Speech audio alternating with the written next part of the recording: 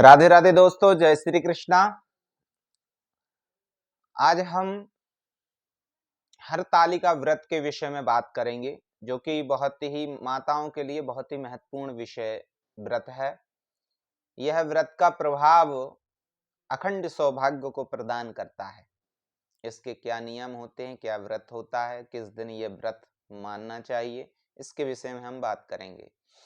इससे पहले आपने हमारे चैनल को अभी तक सब्सक्राइब नहीं किया है तो कृपया हमारे चैनल को सब्सक्राइब कर लें, बेल आइकन दबाएं, अधिक से अधिक वीडियो शेयर करें। देखिए, सबसे पहले हम बात करते हैं हरतालिका व्रत की। तो यहाँ पंचांग अनुसार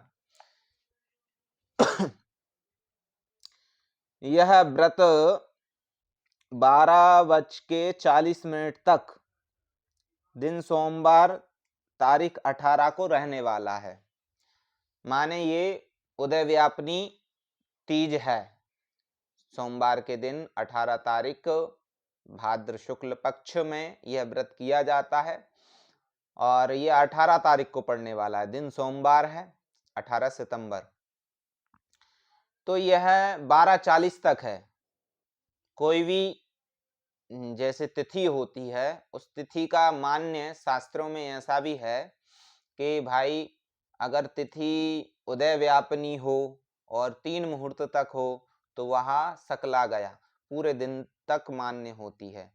इसलिए हरतालिका का व्रत 18 तारीख को ही मान्य होता है, दिन सोमवार के दिन।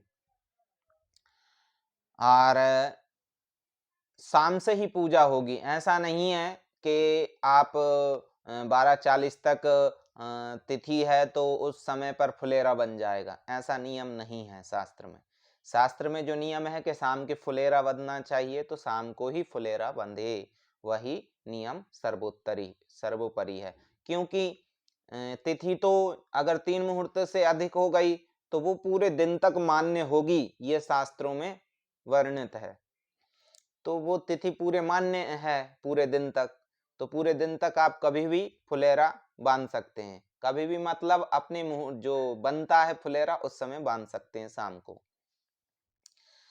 तो अब हम बताते हैं कि व्रत का क्या महत्व है। व्रत का यह महत्व है कि अखंड सौभाग्य को प्रदान करता है। मनचाह जो कुंवारी कन्याएं होती हैं उन्हें मनचाह पति प्राप्त होता है, जैसे उनके मन में है। लेकिन ये भी बात ध्यान रखें, मनचाहा पति माने अपने वर्ण के अनुसार। आप ब्राह्मण हैं तो ब्राह्मण, क्षत्रिय हैं तो क्षत्रिय, वैश्य हैं तो वैश्य, शूद्र हैं तो शूद्र।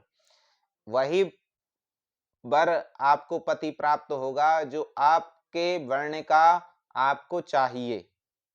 अगर कुंवारी कन्या व्रत रखती हैं तो वह उनको मनचाहा पति की प्राप्ति तो होगी, लेकिन ऐसा नहीं कि अपनी समाज और समाज मतलब अपने वर्ण से अलग हो। अगर अपने वर्ण से अलग हुआ तो वह पति उसको नहीं मिलेगा, वह व्रत उसका खंडित हो जाएगा। क्योंकि देवता सहायता नहीं करते। फिर शास्त्र से विरुद्ध अगर आप कोई आचरण करते हैं, व्रत करते हैं, तो उसमें देवता कतई सहायता नहीं करते और उन व्रतों का कोई महत्व नहीं रहता। इस बात का ध्यान रखें कुंवारी कन्याएं। दूसरी बात यह है कि ये जैसे माताएं रखती हैं व्रत, तो माताओं को व्रत रखने से बड़ा ही सौभाग्य प्राप्त होता है। उनका अखंड रहता है सौभाग्य। पति से पहले सुहागन उनकी मृत्यु होती है। मृत्यु तो सबकी होती है, लेकिन ये है कि पति उनके सामने बना रहता है, ऐसा शास्त्रों में वर्णन। 24 घंटे का ये निर्जला उपवास रहता है। जल भी ग्रहण नहीं किया जाता। सुबह से प्रातः काल उठते से ही जल ग्रहण नहीं किया जाता है और पूरे दिन और रात तक जल ग्रहण नहीं करना चाहिए।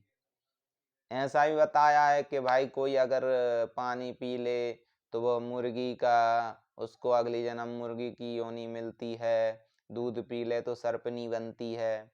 आदि आदि ऐसी योनियां मिलती हैं अगर ऐसा वो करती हैं माताएं तो। इसलिए व्रत का बड़ा महत्व है हरतालिका व्रत का। उस महत्व को अगर आप उस महत्व को पाना चाहते हैं तो व्रत का पूरा नियम और शास्त्र विधि के अनुसार करें, तो अवश्य ही वो महत्व, आप जो व्रत का महत्व है वो आपको प्राप्त होगा, जो फल है वह आपको प्राप्त होगा। बड़ा ही पुण्यदायी यह व्रत है। इस व्रत को करने मात्र से ही साल भर के पापों का नाश हो जाता है। ये भी बड़ा समझने का विषय है कि इन व्रतों का, जो भादो मास में जो व्रत आते हैं, उन व्रतों को करने से साल भर के पूरे माताओं के पाप नष्ट हो जाते हैं। जो भी स्त्री इन व्रतों को रखती है उनके पूरे पाप साल भर के स्वाहा हो जाते हैं। इसलिए इन व्रतों को रखना बहुत ही जरूरी है अगर हमें निष्पाप रहना है, और निष्पाप जो होता है उसी को जीवन में सुख शांति मिलती है। और अगर अशांति है और दुख है तो निश्चित ही जान लेना कि आपके पाप ही आपको दुख और अशांति प्रदान कर रहे हैं।